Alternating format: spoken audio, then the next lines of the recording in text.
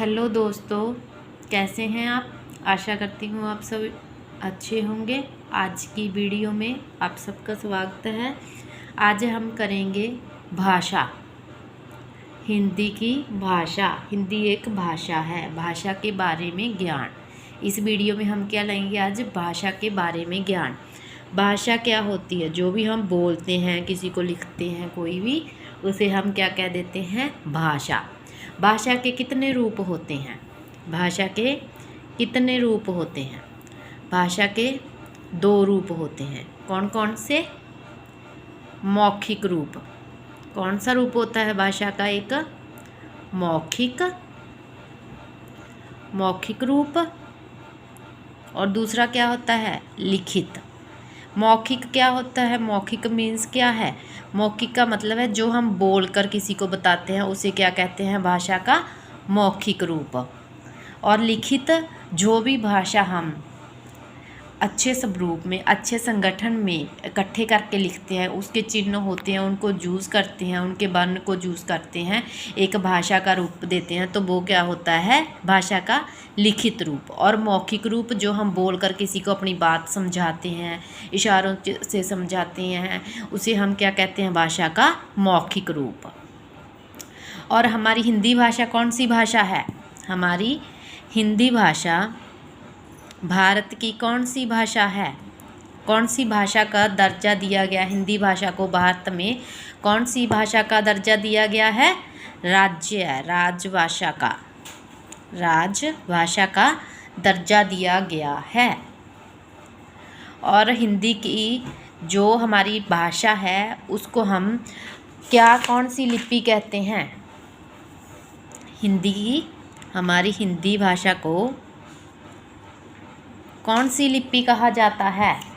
इसमें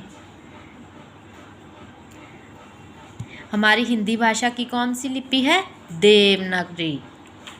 कौन सी लिपि है, देवनागरी। इसका मतलब क्या होता है, लिपि क्या है, लिपि क्या है, कोई भी भाषा हो उसके हम कहते हैं इसकी लिपि क्या है।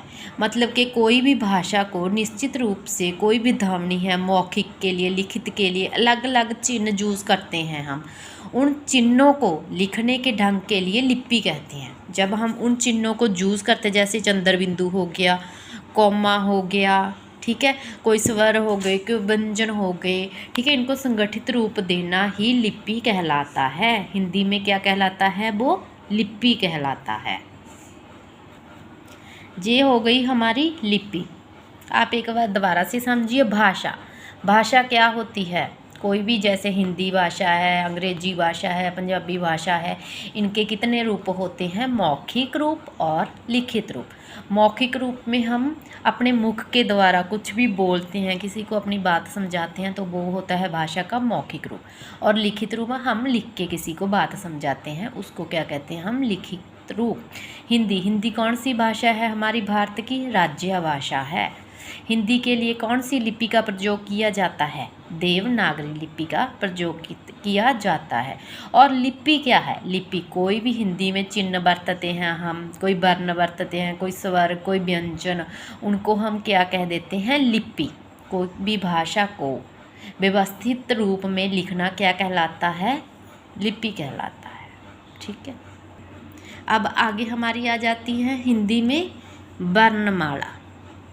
ये आज भाषा की सिर्फ वो कड़ियाँ हैं जिससे कि हम हिंदी भाषा को अच्छी तरह से समझ सकते हैं।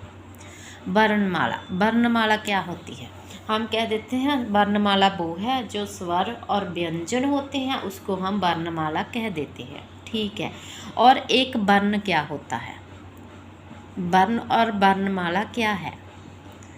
वर्णमाला, जब वर्णों को हम इकट्ठे समूह में लिख देते हैं तो वो क्या कहलाता है, वर्णमाला कहलाता है। जैसे उसमें स्वर एक संगठित रूप में लिखते हैं, आ, छोटा आ, बड़ा, ई, ऊ, रै, ऋषि, ए, ठीक है, वो क्या हमारे वर्ण है। और जब हम उनको स्वर और व्यंजन का रूप दे देते हैं तो क्या बन जाते हैं, वो वर्णमाला। तो वो क्या बन जाते हैं, हमारे वर्णमाला। जब हम स्वर और व्यंजन को एक अच्छा व्यवस्थित रूप दे देते हैं, तो वो क्या बन जाती है हमारी वर्णमाला। और वर्ण क्या है, जैसे क ख अ, ठीक है, ये हमारे क्या हैं, वर्ण हैं। अकेले एक अक्षर को हम क्या कह देते हैं, वर्ण कह देते हैं।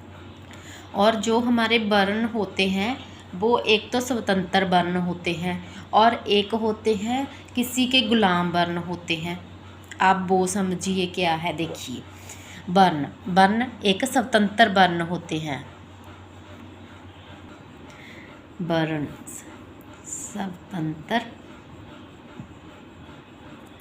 स्वतंत्र वर्ण क्या होते हैं, जो अपने आप में, यानी कि जिसको किसी और की ज़रूरत ना पड़ती हो, अपने आप ही वो वर्ण बना ले, अपने आप ही वो छोटे से छोटी भाषा की इकाई बना ले, उसे हम क्या कहते हैं, स्वतंत्र वर्ण। जो हमारे स्वर हैं जिनकी अपनी ध्वनि होती है उन्हें क्या कह देते हैं, वर्ण।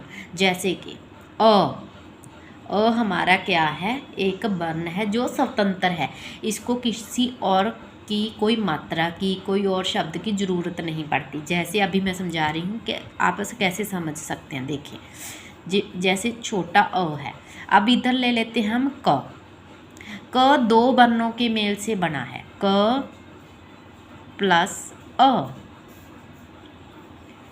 क अ पीछे इसके क्या आवाज़ आ रही है, अ की आवाज़ आ रही है, तभी जे क बना है। और जे हमारा क्या है, अपने आप में स्वतंत्र वर्ण, जिसकी अपनी आवाज़ है अ, बड़ा अ, ई बड़ी ई, ठीक है, वो क्या है, स्वतंत्र वर्ण। जितने भी हमारे स्वर हैं वो सब क्या है, स्वतंत्र वर्ण है। और जितने भी हमारे व्यंजन हैं वो हमारे क्या हैं, गुलाम वर्ण है। जैसे घ ला लो आप, घ अ मिलके क्या बनता है, घ। पीछे क्या आवाज़ आ रही है, अ की आवाज़ आ रही है, इसलिए ये गुलाम व्यंजन है और ये स्वतंत्र वर्ण है। ठीक है, अब देखिए वो हमारे वर्ण तक, स्वर और व्यंजन तक आपको आज इतनी बात समझ आ गई। अब है व्यंजन। ये क्या लिखे हैं मैंने, सारे व्यंजन कहाँ से है, क से म तक के सारे व्यंजन हैं।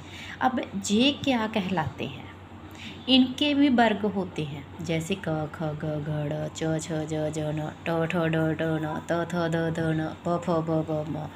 इनको हम पंचम वर्ण कहते हैं। जैसे पहली लाइन है जो क ख ग घ की, इसको हम क्या कहते हैं, क वर्ग। क वर्ग, ये तो क का वर्ग है, मतलब क का क्षेत्र है, क वर्ग। इसे कहते हैं हम च वर्ग। च वाले को क्या कहते हैं हम, च वर्ग, मतलब कि च का क्षेत्र है जी। ट को ट वर्ग, ट का क्षेत्र है। त वर्ग, त का क्षेत्र है, ठीक है। और प वर्ग, प का क्षेत्र है। समझ आ गई। क वाली लाइंस को क्या कहते हैं हम, क वर्ग। च की लाइंस को च वर्ग, ट की लाइन को ट वर्ग, त की लाइन को त वर्ग, प की लाइन को प वर्ग कहते हैं हम। और अभी समझिए, ये जो है क वर्ग, च वर्ग, ट वर्ग, ये क्या है, ये जहाँ तर्क ही हैं, मतलब कि ये 5 जो वर्ण हैं ये इस क्षेत्र में नहीं आते, इस वर्ग में नहीं आते। इन हम 5 वर्णों को क्या कहते हैं, पंचम वर्ण। क्या कहते हैं हम इनको, पंचम वर्ण। मतलब कि जे ना तो क वर्ग में आते हैं, ना च वर्ग में, ना ट वर्ग में, जे सिर्फ पंचम वर्ण कहलाते हैं। ट ड न न न म, ये क्या कहलाते हैं, पंचम वर्ण। अभी हम करते हैं, ठीक है जी। हो गया सबको आज थोड़ा थोड़ा सा समझ आ गया होगा, भाषा के बीच में क्या क्या होता है, हिंदी भाषा में क्या क्या आता है, ठीक है। अब थोड़ा सा रह गया हमारा अनुस्वार और अनुनासिका। अनुस्वार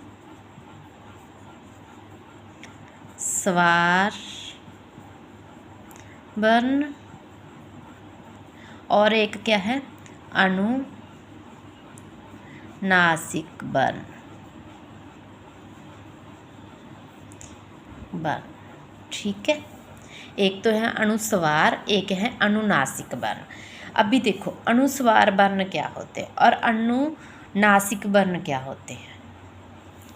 इसमें सिर्फ अनुनासिक होते हैं जो जिनकी आवाज़ नाक से आती है, जैसे कि बिंदी है।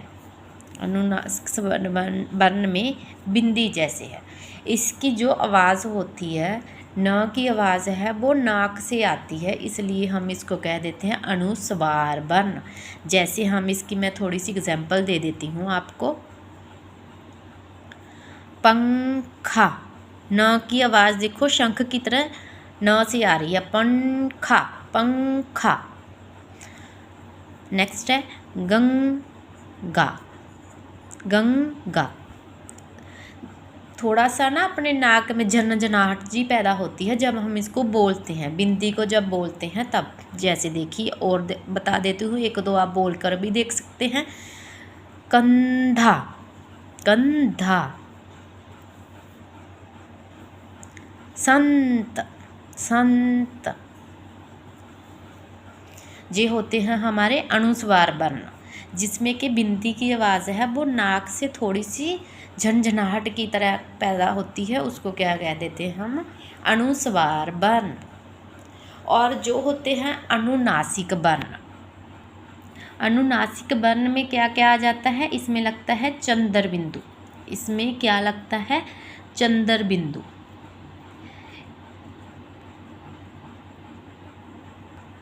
इसमें हमारे नाक और मुख दोनों से आवाज़ आती महसूस होती है, कि मुख से भी आवाज़ आ रही है और नाक से भी आवाज़ आ रही है। जैसे हम लिखते हैं इसकी कुछ एग्जांपल्स। ऊंट, मुंह में से भी आवाज़ आती है और नाक से भी आती है, उसे हम क्या कहते हैं, अनुनासिक वर्ण, ऊंट। पाँच, पाँच। गेहूं, गेहूं। माँ, माँ। इसमें बोल के अब जब रिपीट करूँगी तो आप ध्यान से सुनना, आपके मुख और नाक दोनों से आवाज़ आ रही है, उसे हम क्या कह देते हैं, अनुनासिक वर्ण। आशा करती हूँ आज का पढ़ाया है जो आपको समझ आ गया होगा।